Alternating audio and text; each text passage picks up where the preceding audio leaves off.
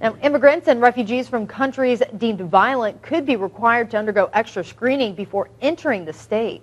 The new bill aims to give Governor Rick Scott the power, at least, to call upon state agencies to conduct checks on refugees. But there are some misconceptions about that bill as well. David Gonzalez spoke with one of the bill's sponsors and joins us live in the studio with more on that. David? Bob, the bill is being called Prevention of Acts of War. It would not focus on immigrants coming from the Western Hemisphere, but on those coming from countries like Syria, Iraq, and Afghanistan. Lawmakers say residents should be protected. Representative Doug Broxson believes refugees from the Middle East who are entering the U.S. are not being processed properly. They have no credentials. We're accepting their credentials as being who they are.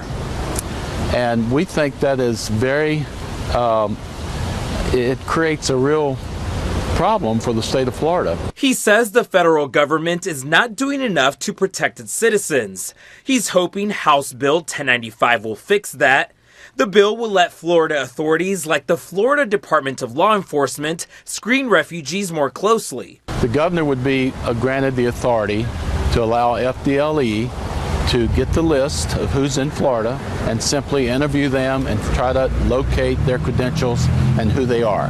Broxson says despite some reports to the contrary, the governor would not be allowed to use military force to prevent refugees from settling in the state. The governor already in our Constitution has all those authorities to protect the citizens of this state, so it grants him no more power than he already has. With close to 200 refugees already in the state, Broxson says people have a right to know who their neighbors are.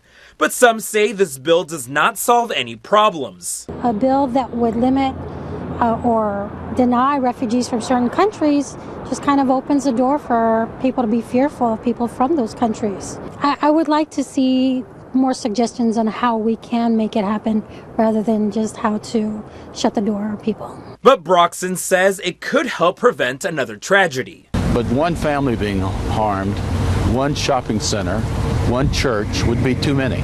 And so this is not to send out a signal that we're under attack. We're not. It's just good public policy to have safety net features in place and allow Florida to be part of that process. The bill would also prohibit government employees or people receiving state assistance from helping resettle immigrants or refugees. Live in the studio, David Gonzalez, Channel 3 News.